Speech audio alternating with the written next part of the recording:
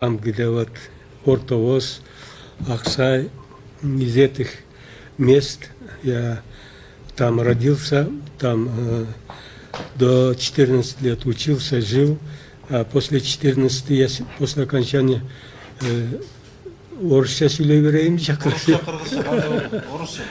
Анан тиги 7 классы бүткөндө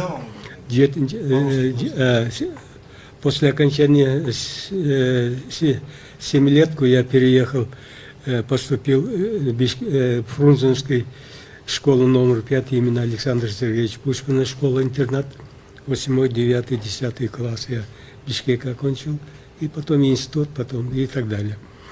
Ну, этот Баткенский район, вы показали только вот Баткенский район, Варух, Мачаи, Кокташ. Это самый сложный регион. Сами посмотрели, что в Ленинабадской области Таджикистана 9 миллионов. В Ленинабадской области где-то 4,5 миллиона человек живет. А в Баткенской области, если туда добавить Кадамжайский район и Кызылкия, около 450 или 460 тысяч. То есть разница 10 раз. 10 раз разница. Я вот в моей памяти, мне 80 лет, в моей памяти, что Баткенского района, Лейлекского района, 1/3 территории со времен советской власти до сегодняшнего дня отдали Таджикистану, Узбекистану. Особенно Лейлекский, Баткенский, он граничит с Таджикистаном, мы отдали Баткенского района примерно половину территории района, а Лейлекского района примерно 1/3 района отдали Таджикистану. Вот за 72 года существования советской власти. Вот Варух, например, через Варух после войны и во время войны, и после войны мы летом у нас пастбище Джайло был, Кировчин, Меши, Минтеке, Джоупаяс. Вот через Варух, через Мачаи проходили, проезжали и скот, и естественно чабаны все. И назад возвращались. Никаких проблем не было. Никаких проблем не было. А вот с разделением проблем не было, но стычки постоянно бывали. Постоянно стычки и при советской власти стычки там были. А после получения суверенитета, значит, после распада Советского Союза, практически ежегодно, и притом несколько раз происходит там стычки. Там основная проблема – это земля и вода. Ну вот, мне пришлось потом Переакаева, меня назначили губернатором Баткенской области, и он меня даже 4 года не смог я работать, 3 года до 4 еще месяца 4-5 не хватило, меня освободили, но я там, зная менталитет таджиков, потому что я жил среди них, я вырос среди них, я их знаю, значит, я постарался навести определенный порядок, и мне не дали возможность работать. Раз пригласили, надо было по 4 года, 8 лет выдержали бы, там бы и границы были бы определены, и все нормально было бы. А освободили, когда я оттуда, меня освободили, ушел, значит, Варуха и Чаркова сделали той, что вот Айбалаев по-таджикски от Брафтаге, Айбалаева выгнали. Таджики праздник организовали от того, что освободились от Айбалаева. Такой случай был, это факт, никуда не денешься. Ну, что можно сказать? К сожалению, единственная республика, которая экономика полностью разгромлена среди 15 республик Советского Союза. Потому что к власти пришли новые люди, новые лица.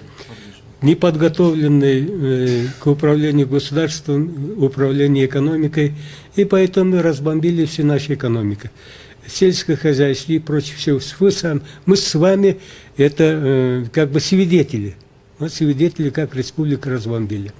Я вот смотрел, я последний раз работал при советской власти, меня назначили генеральным директором Кадамжайского сурменного комбината. И это единственный комбинат по производству сурмы при в Советском Союзе.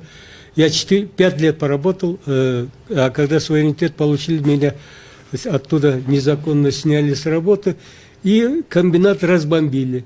А комбинат давал экономике весь сурменной продукции из Советского Союза, Якутия, Казахстан, Таджикистан, Кыргызстан перерабатывал, и полностью 100% мы продавали на экспорт. То есть единственный товар из Кыргызстана, который 100% реализовался за границей.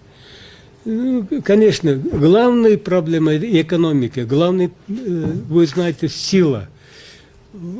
Если у тебя силенок нет, никто соседи не считается с тобой.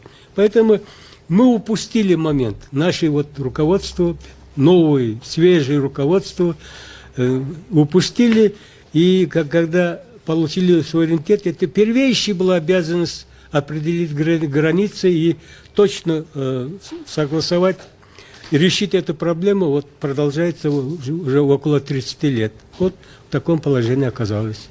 От того, что мы избирали новое руководство, новые лидеры пришли, и результат получился плачевным, к сожалению. Самый сложный вопрос Баткеня и самый в этом Лелекском районе. К нам сейчас переезжает из Таджикистана, этого Джергаталского района и Мургабского района, и Каратегина, крупнейшее село Каратегин, кажется, в Мургабском районе, значит, Чуйскую долину и Вошскую область. Ну, Чуйскую долину очень много. Меня пригласили, я несколько раз был у них в гостях, этих из джергаталцев и из Мургаба.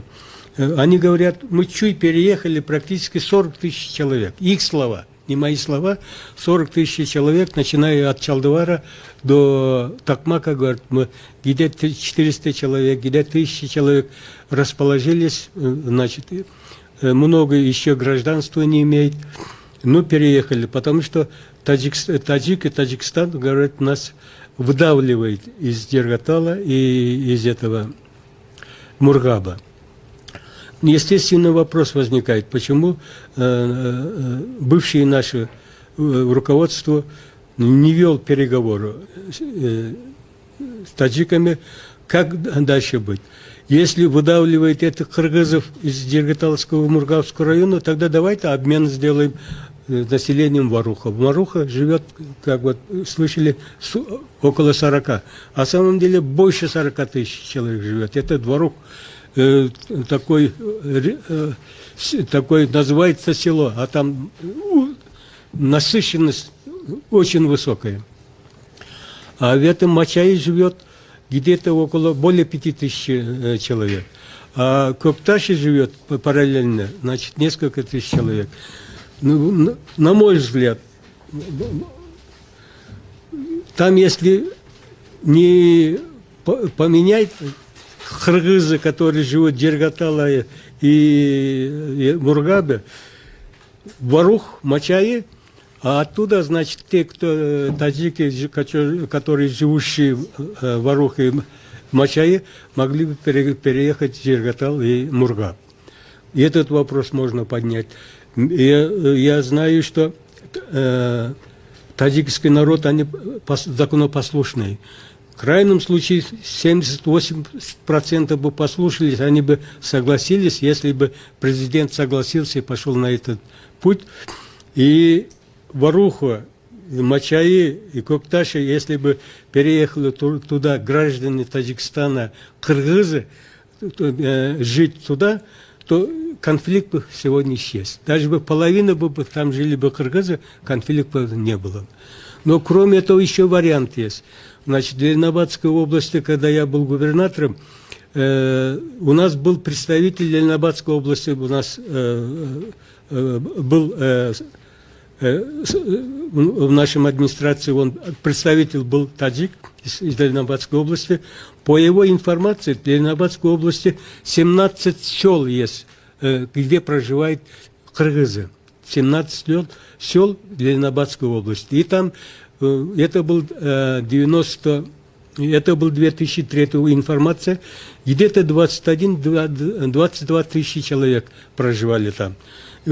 И много их хотели переехать в Кыргызстан.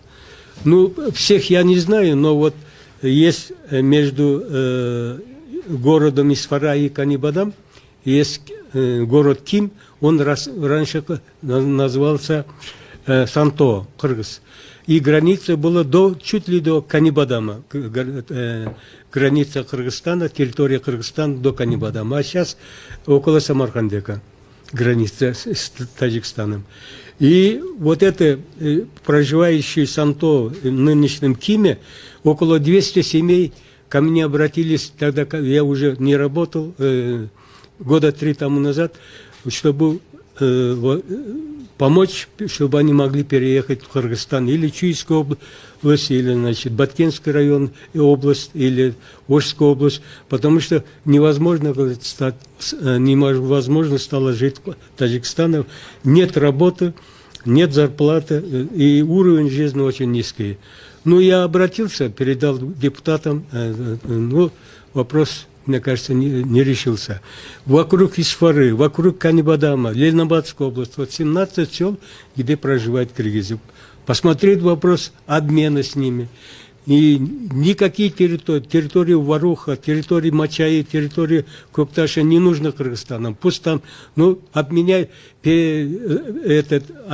бы жителей, пошли бы на этот путь, было бы легче. Еще несколько вариантов есть, которого я не могу сегодня вам сказать, потому что надо переговорить с теми людьми, тех селах, которые они проживают, иначе они на меня обидятся. То есть есть варианты. Если наше политическое руководство, наше правительство, если будет серьезно заниматься, эти вопросы можно решить. И решить положительно, и будет, если это мы решим, ну, вы посмотрите, что происходит в мире. Там нет гарантии. Мы, которые воспитаны в советский период, советской властью, мы уйдем виной, уйдем. Останется люди, которые родились, выросли при суверенитете республик Таджикистана и Кыргызстана. Вот тогда будет какое положение, что ожидает, я представлять не умею. Но вопрос о том, что Лилекский район, Баткенский район можем потерять, это на повестке дня стоит. Спасибо за внимание. Мамат Баки, вот еще дополнительный вопрос. Когда мы были в Баткене, там основная проблема возникает из-за строительства дороги Аксай-Тамдык. Как вы считаете, вот эта инициатива, что мы начали строить, это правильное было решение? Это правильное решение. Но она, понимаете, потому что самые виноваты таджики, самые виноваты. Они закрывают дорогу аксайцам. На правом берегу, напротив Аксай, есть село. Тоже Аксай называется. Раньше он назывался Танги, то есть Капчагай, по-таджикски. Там проживают, аксайцы, кыргызы. Но там уже при советской власти, уже невесты с таджика брали, и невесты давали из кыргызов. Такой есть десятки семей.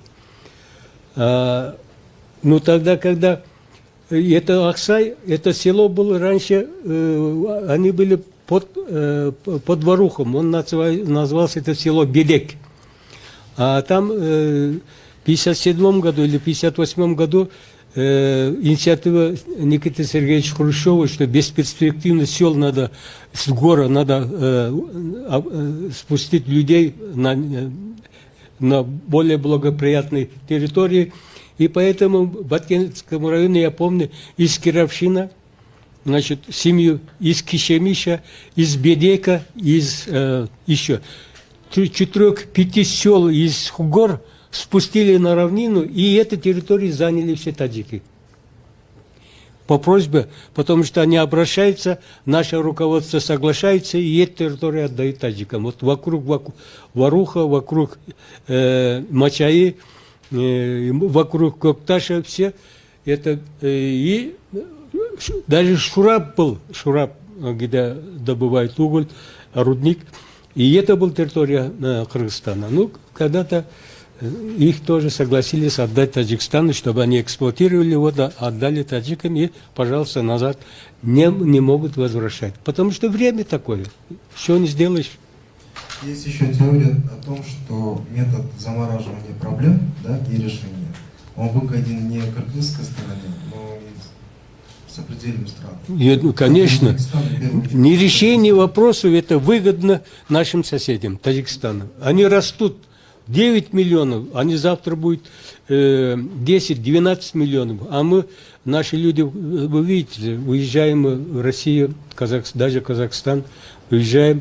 У нас 6 миллионов. Из 6 миллионов среди них настоящие кыргызы 300 там, с лишним миллионов человек. Остальные, ну, представители других народностей. На здоровье, но наша численность очень мало. Ну, Мамат Агай, я думаю, что вот, после Юзенко-Куш оно послужило такой не очень хорошей службой, потому что последующие президенты, которые приходили на волне революции, к сожалению, не решали эти проблемы, считая, что это может стать причиной их отставки. Вот у нас вроде бы инициатива проводится насчет вот обмена территории. Вот Барак был, вот эта инициатива была озвучена, но потом как-то это все спустилось. Почему этого не происходит? Вопрос политической воли, как вы считаете? Дело в том, что тогда, когда вопрос решается отобрать у узбеков санаторий Рахат, надо в голове держать. У нас Андижанской области Барак, у нас Баткенской области Сох, район Сох, у нас в Кадамжайском районе Шах-Мардан. И эти анклавы надо в голове держать. Значит, в Фергане база Кадамжайского сурменного Хайдарканского ртутного комбината 12,5 гектаров в центре Ферганы. А мы об этом забываем и у узбеков отбираем этот Рахат. Конечно. Людям нравится. Конечно, потом от этого пострадают люди, проживающие в бараке. Кадамжайский сурменный Хайдарканский ртутный комбинат. Казахи продали 12,5 гектаров территории, где две базы были, крупнейшие базы в Фергане, казахи продали узбекам. И комбинат сегодня без баз и не работает. Понимаете? Если при желании запустить Кадамжайский сурменный комбинат, требуется новую базу надо построить. Поэтому надо при решении каких-то вопросов нашими соседями надо смотреть все проблемы, держать в голове и знать, как это, если мы вот это потребуем, а что, как аукнется на тех территориях, где кыргызы живут, кыргызстанцы живут, как аукнется. Поэтому слабость нашего правительства, бывших правительств, заключалась в этом. Вот Барака 272 гектара, если память не изменяет. Можно было бы заменить в Сохском районе, допустим, левый берег, где Баткенского района Согмент, Газ, вот два села, крупное таджикское село, но Узбекистан относится, обмен посмотреть, обмен этой территории. Значительно легче, если бы Узбекистан согласился бы, наверняка бы согласились, если этот переговор очень сложный, тяжелый, но можно доказать. А так мы просто барак сейчас отдали. Праг, 272 гектара земли, все территория ушла в Узбекистан. Все, ничего не сделаешь.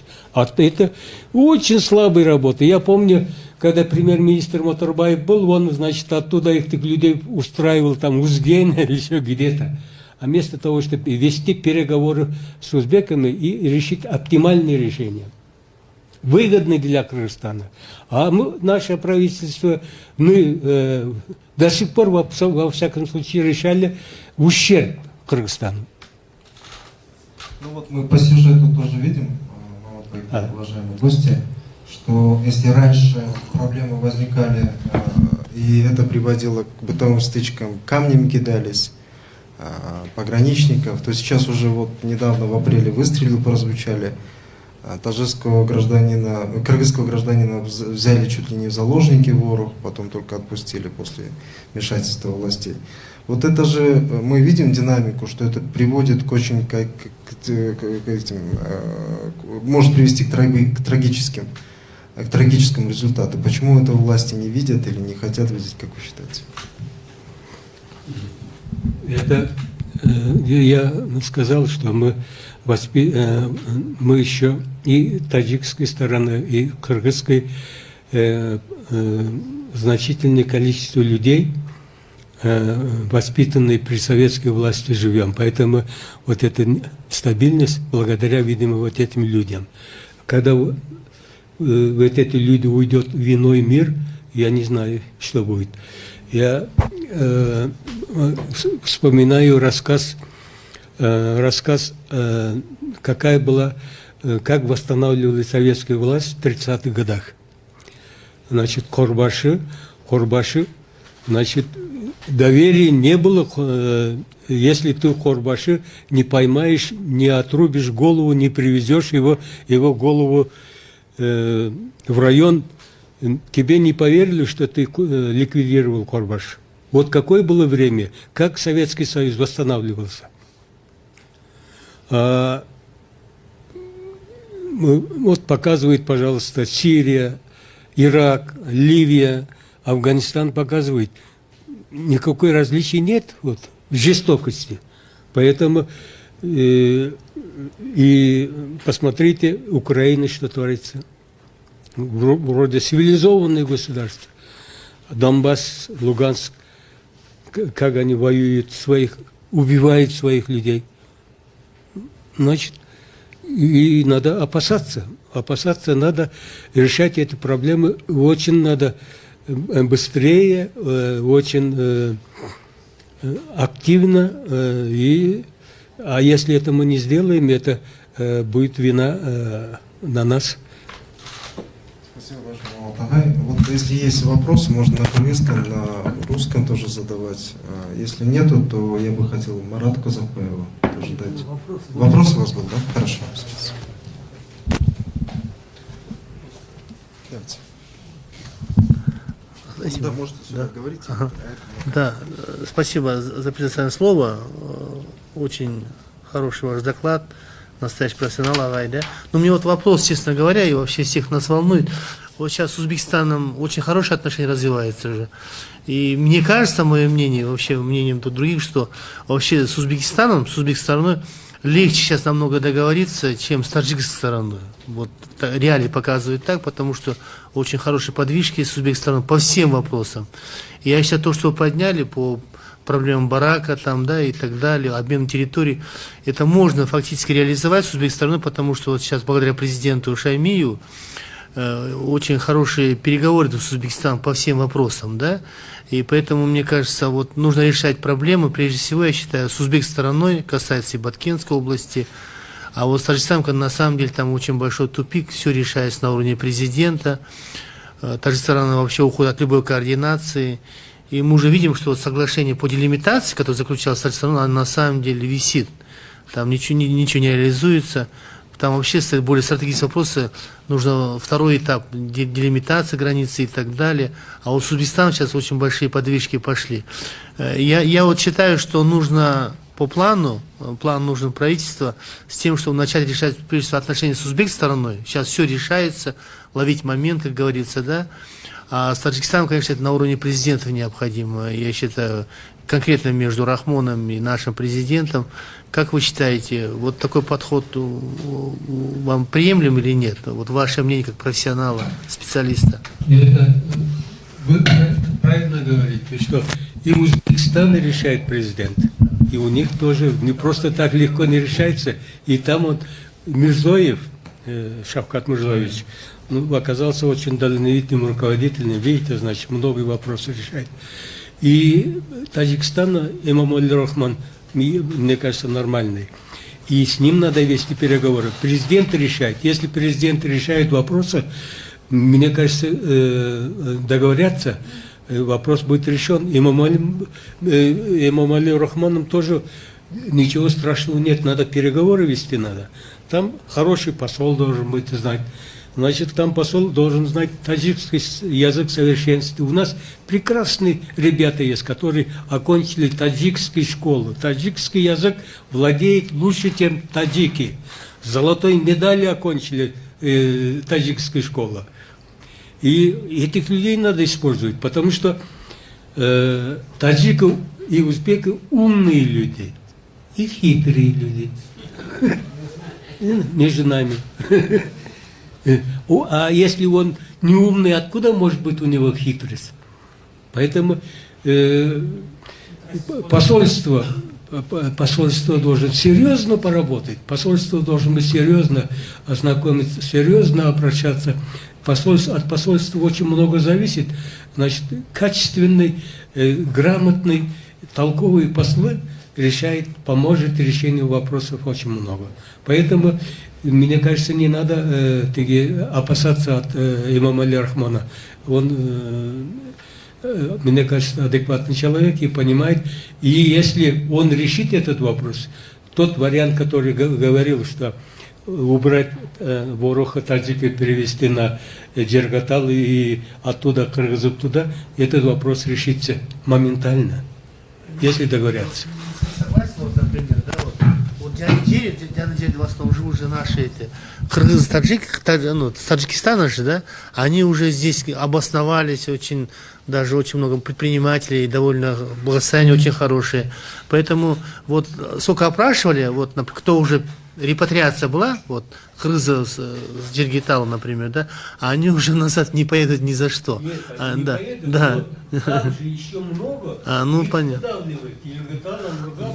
Да, вот знаете, вот которые вот первый этап проехали в 96-м году, по 97-м, после гражданской войны, которые в Чуйской области обосновались в основном, они же говорят, они вынуждены были уехать, потому что, во-первых, не то, что война, а там было давление натуральное, просто их выдворяли с Джергитала там и так далее, и они как бы даже почти спаслись, получается, нет, да? Нет. Вот так они говорят. Они работали хоккейными, они работали начальниками торговых отделов, они работали начальниками милиции, их освободили. Их освободители туда назначили таджиков, директорами школы, больницы, руководителями. Их освободили. И поэтому они были вынуждены все проехать. Я знаю директоров совхоза вот здесь, начальника Потребсоюза, я замначальника милиции вот здесь, я встречался с ними. И когда они их освободили и не дали им работу, они вынуждены были уехать. А другого, вот таким способом. То есть они назад уже... Да, и там, где кыргызская школа, туда первый, второй, третий, четвертый класс таджиков, детей туда пустили. Выдавливали. Поэтому они вынуждены были уехать, вот эта категория людей были вынуждены оттуда выехать. Уважаемые участники, если есть еще вопросы, прошу. Нет вопросов? Вот, Баке, вот, когда вы говорите о том, что надо решать, вот, если есть одно село, вот как Кокташ, да, там дома расположены в шахматном порядке. То есть одни принадлежат таджикам, другие принадлежат кыргызам. Вот в таком случае как можно решать вот этот случай? Мы же не можем передать это село.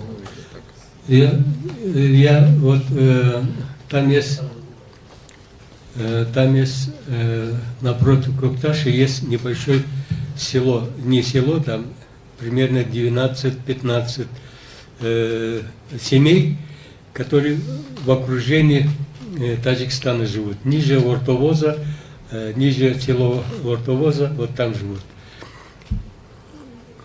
Они готовы оттуда уйти и перейти на Кокташ, а таджики могут туда перейти.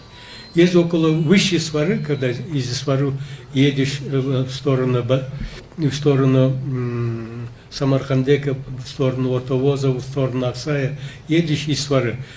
Километров от Свары, около 15 километров, есть небольшое село. Доступ называется, он Карабах назывался. И они это язычок от Кызылбеля, язычков, вот такой, пересекает Таджикистан, Исваринский район. Тогда, когда стычки были, мы использовали эту точку, кыргызы закрывали эту дорогу, и из Свары не пускали в сторону Чарку, Варух, Мачаи, Найман, таджиков. И поэтому таджики построили мост и ушли от этой точки, понимаете? И вот это село готово уйти, готово перейти, допустим, от Кокташ. Кокташ можно очень быстро решить, Кокташ. И только договориться надо, обменяться. Другого пути нет. Другого пути нет.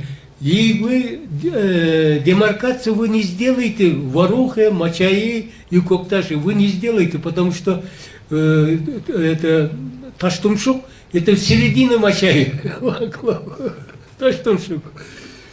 Его только обменяться надо, все. Вот другой пути нет.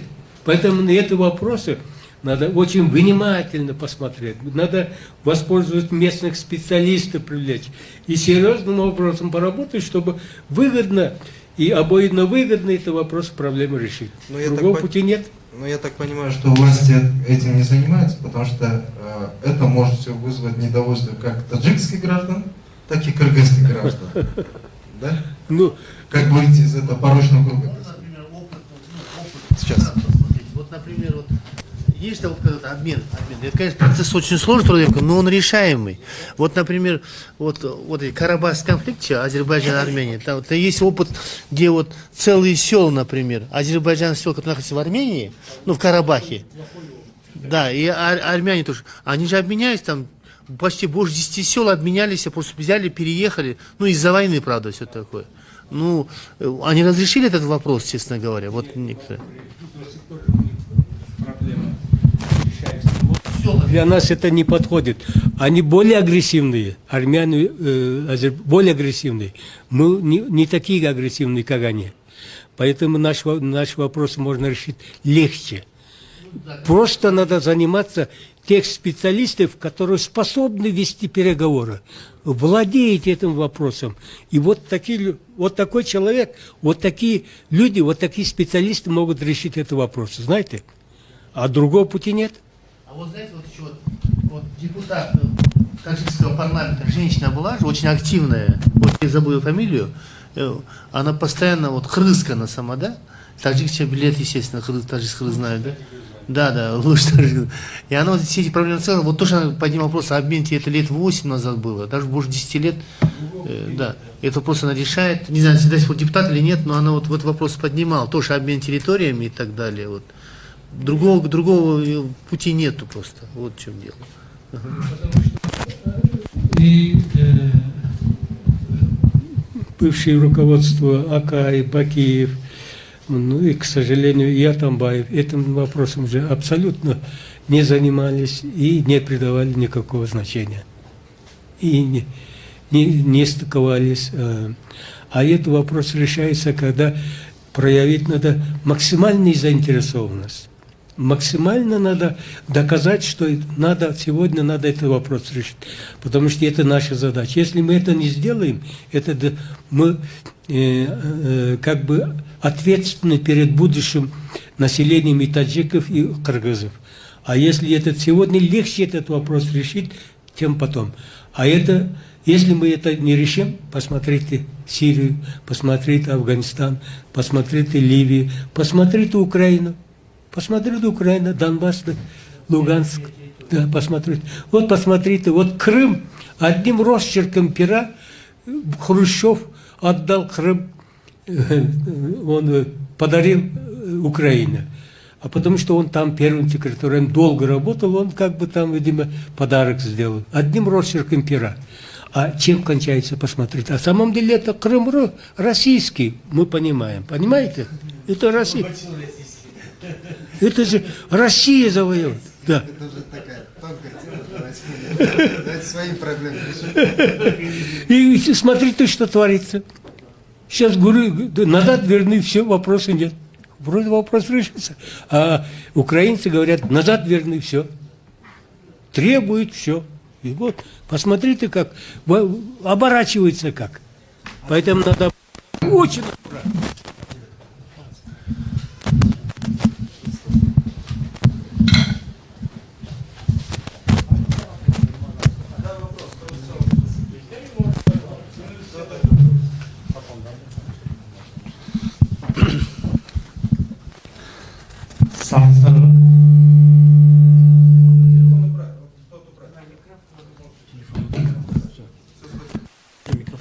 Здравствуйте. Здравствуйте. Меня зовут. Меня зовут Атлет Али. Я просто привык выступать на митингах, поэтому.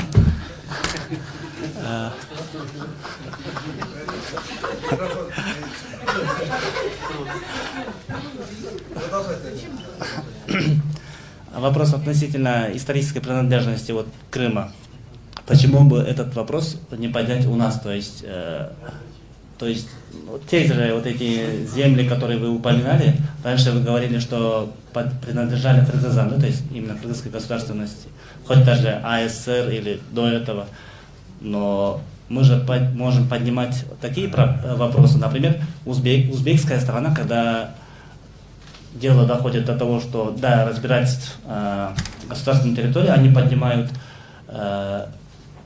документы именно 1924 года, да?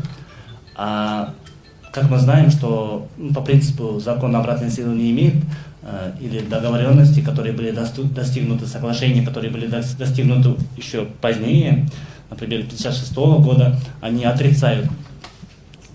Например, с Китаем, более таким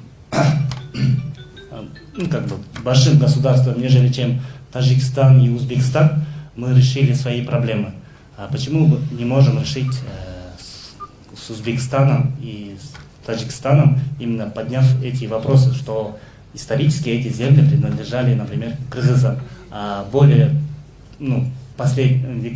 предыдущем веку наши эти партруководители отдали эти земли на временное пользование, и имеется же, должны же быть какие-то документы, подтверждающие, что эти земли были наши. И в чем причина того, что мы смогли решить с Китаем наши приграничные проблемы более раньше, чем с Кыргызстаном и Узбекистаном, то есть Таджикистаном и Узбекистаном. И здесь например, из-за того, что нам помогли Российская империя, то есть защищая свои интересы, Российская империя защитила наши приграничные районы.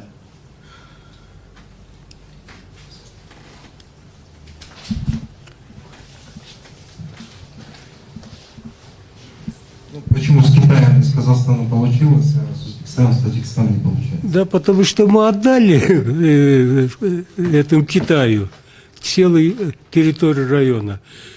Сталин не мог решить этот вопрос. Великий Сталин не мог этот вопрос решить. Брежнев, Хрущев не могли решить. Оставили. Пусть лежит. Время решит. А Акаев решил. Отдал. Все. Вот оно все. Решит. Проблемы решить, отдать, это не решение. Это предательство. Вот оно. Все. Вы считаете отложением? Отложить, пусть нерешенным стоит. Пусть он спорным был, пусть стоит. А зачем его отдавать? Насколько мне известно, даже китайцы претендовали на эти Скорее, алло. Да, я Отбить целостью Хан Тенгри, и даже они намеревались захватить даже поскольку они считаются правомочным, то есть правопреемниками Манчжурской империи. То есть, это далеко они ушли, но факт, что эта территория при советской власти не решили. Потому что такие лидеры, как Сталин стоял, они это не пошли на уступки. И китайцы не пошли на уступки. Пусть нерешенным стоит. Вон, пусть наши охотники там охотятся, на здоровье ходят. Все проблем. А вот сейчас мы отдали туда и попробуй появиться. А отдавать это не решение вопроса, отдавать это предательство. Это предать свой народ, предать это своему государству, это очень плохо. Это не решение вопроса. я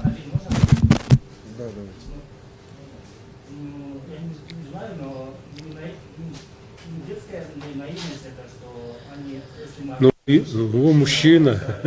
нам достанется побольше пускотов. То есть, если мы отложим этот вопрос, Я думаю, это вопрос же национальных интересов, поэтому как отдавать землю. Я просто хочу, вот мы были, когда в Орухе и посмотрели Шахимардан и Сох, там на самом деле проблемы такого больше бытового характера. Например, ГАИ останавливают постоянно жителей Соха, например. Берлик, село, которое прилегает к Соху, наши жители не могут проехать через этот анклав из-за того, что там пункт закрывается с 22:00. Наши жители, опять же, не могут пользоваться нашими же пастбищами, которые прилегают к анклаву Шахимардан. Вот такие бытовые проблемы, они в конце концов очень большие могут вылиться. То есть не решая проблемы границ, как вы сказали, да, отложив, можно ли вот эти проблемы решать? Но почему-то власти больше обеспокоены тем, что творится в Куйташе, к сожалению, они в Сохе и Шахимардане. Это дело в том, что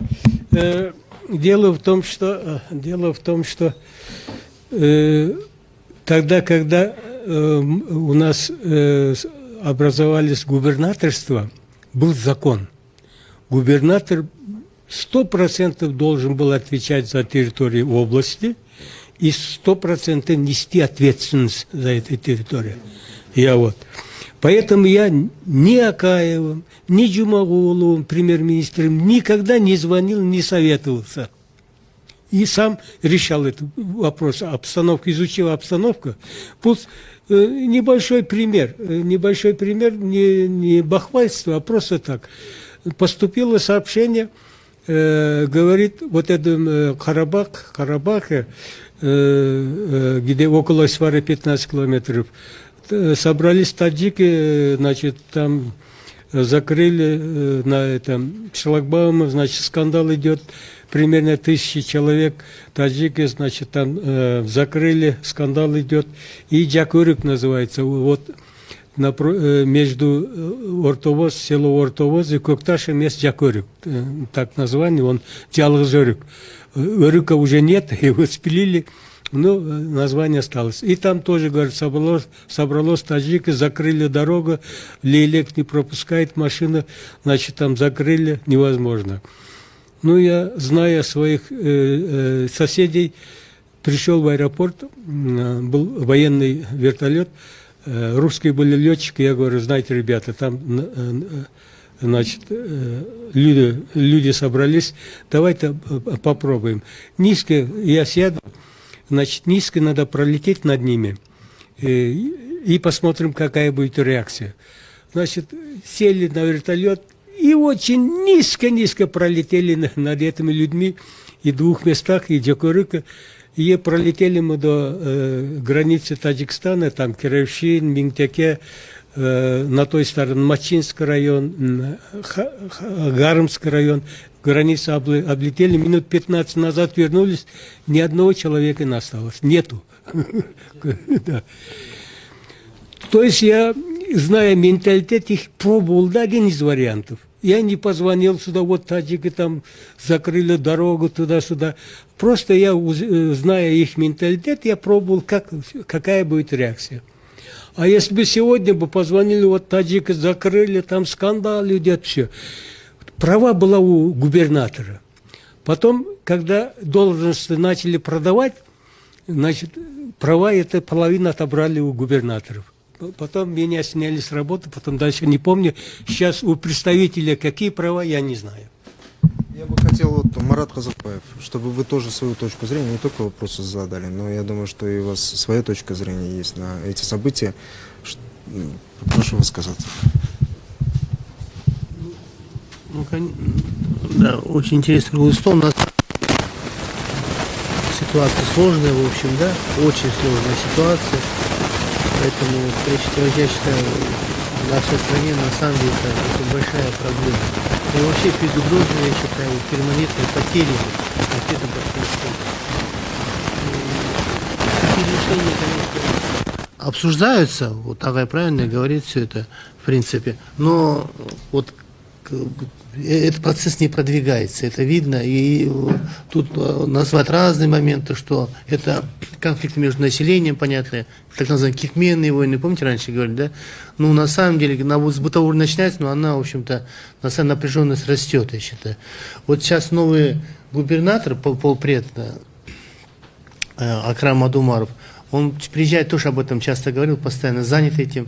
Ну, на самом деле, я считаю, что вот моя позиция, что полномочий полпреда не хватает, на самом деле, да. И вот здесь опять же пример с Узбекистаном. Вообще, это инициатива Узбекистана. Вы помните, вот в 2016 году, когда вот только пришел Мирзиеев, они говорили о сотрудничестве между приграничными областями по всем, не только экономическим, но и губернатор вот, Ферганская, Наманганская, Андижанская область и 3 наших областей, Баткенская с Ферганской областью, прежде всего, Орская и Джалабадская область. Они должны сотрудничать по всем аспектам, не только экономическим, транснациональное экономическое сотрудничество, а именно по безопасности и вплоть до делимитации. Это была инициатива узбекской стороны. Это мне говорил, вот, еще раз говорю, несколько раз говорил, вот, посол Узбекистана в Кыргызстане Камил Каримович Рашидов. Он тоже вот, другим моментом не решить проблему, потому что это проблема 2 стран. Но чтобы не доводить до президента, до правительства, а не понятно, чтобы губернаторы решали 3 приграничных областей между собой все проблемы, прежде всего по безопасности границ, например. Ну, насколько вот существует такое сотрудничество между Баткенской областью и Сокотской областью, или Джигиталской областью, мне кажется, эти отношения заморожены и даже не начинались. Вот она правильно говорит. Я считаю, вот опять же нужно брать вот пример именно сотрудничества областей узбекской модели, кыргызской, и вот таджикской, кыргызской модели. То есть Сокотская, Джигиталская область, например, Сокотская область, она Джигиталский район входит в Сокотской области и Баткенской области, чтобы губернаторы этих областей непосредственно решали. Об этом говорил и новый полпред, вот Акрам Адумаров, например. Потому что весь тупик, все входит в тупик непосредственно решение вот соседней областью. А пока до Душанбе, до Бишкека дойдет, конфликт идет же, вот в чем дело, да. Это, естественно, упирается и тормозит и социально-экономическое развитие, вот, как это строительство вот этой дороги, например, да. Поэтому, я считаю, здесь нужно вот по этой проблеме тесное сотрудничество, дать прям полномочия совместного переговоров между губернатором Сокотской области и полпреду Кыргызстана, чтобы они постоянно встречались, были рабочие группы с тем, чтобы работали, я считаю. А так напряжение растет же, вот, например, Баткенский погранотряд, например, да, постоянно эти стычки идут, они регулируют. Все равно эти конфликты не остановятся в любом случае вооруженные. Поэтому я считаю, вот вы правы, на самом деле нужно дать полномочия конкретно местной области с тем, чтобы они на местах и на месте решали. А вы видите, у нас почему критикуют правительство вот, Абулгазиева? На самом деле, вот самые большие проблемы Кумтора, будь что будет, вот нынешнее правительство не решает, честно говоря. Естественно, идет правильная критика, вот когда отчет правительства, вообще по отчет послушайте, на самом деле все хорошо, живем в разных странах, все нормально. А эти проблемы есть, взять хотя бы Баткенцу, там такой проблем вообще идет к войне, честно говоря.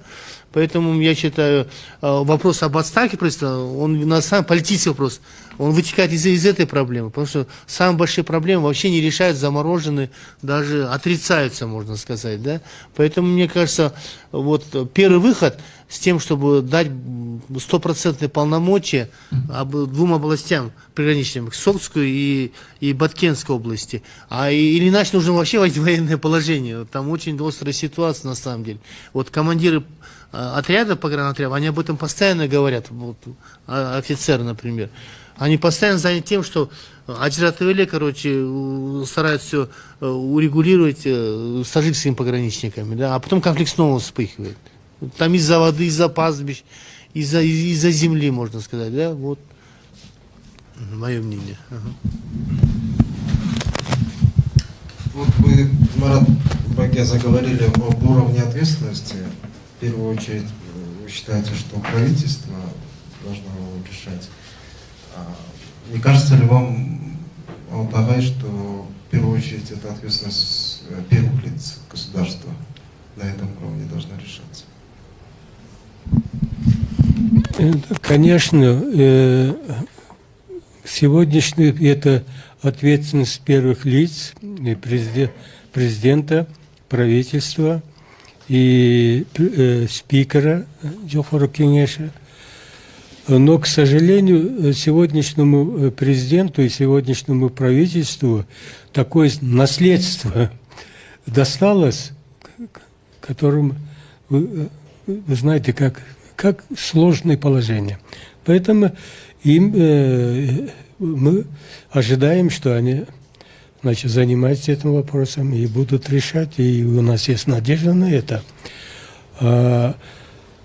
И если не решить эти вопросы, понимаете, закон о представительстве, это отменили же. А так первый закон о губернаторстве был, это полная ответственность за территорию губернатор, полный полное решение вопросов был на шее губернатора. Я вот 4 года занимался, меня заставили уйти с этой должности. Я полноправно занимался. Мы уважительно друг к другу относились к хоккеям Ферганской области. Мы встретились, и вот Кадамжая был закрыта дорога, его открыли, все нормально, договорились. Я помню, передавал, люди были очень довольны. И дальше мы встретились в Ленинабаде, Касымовым, губернатором Ленинабадской области. У нас практически стычки с Таджикистаном не было. В течение 4 лет мы все проблемы решали моментально. Телефонный, прямой связь. Представители Ленинабадской области были в нас администрации, и любые проблемы мы решали, и все. Контакт был мощный, потому что у тебя есть права, и ты проявляй инициативу. Если владея правами, и если ты ничего не делаешь, конечно, тебе там нечего делать, работать губернатором. Поэтому права были. Потом отменили, наполовину урезали, а потом меня освободили, я ушел. А сейчас у них по закону какие права, я не знаю. Уважаемые гости, если у вас нет вопросов, замечаний, я хотел бы сказать, что на 2-м этаже у нас кофе-брейк, мы можем там неформально еще продолжить нашу беседу. Я думаю, что это долгий разговор, который не мы начали, мы продолжаем его, но, к сожалению, как мы видим, жители Баткенской области, они остаются своими проблемами сами по себе. Дай Бог, и наша цель того, что мы с Булатом съездили туда, с Атаркулом, как раз заключалась в том, чтобы жители других регионов, прежде всего столицы, знали, что проблемы основные – это проблемы границ, которые мы, может быть, не чувствуем, да, но должны чувствовать как граждане этого государства. Спасибо большое. Я хочу сказать, что это не последний круглый стол на эту тему. Мы еще проведем круглый стол по анклавам отдельно и по Кайгылману. Я считаю, что это тоже связанная проблема с границами, потому что то есть возвращаться на родину, потому что люди страдают от того, что элементарно не могут получить свидетельство о рождении, паспорта из-за того, что их из-за бюрократии, из-за коррупции и тому подобное и другие вещи. Но там будут соответствующие эксперты, конечно. Это будет в августе и в сентябре. Спасибо вам большое. На втором этаже кофе-брейк.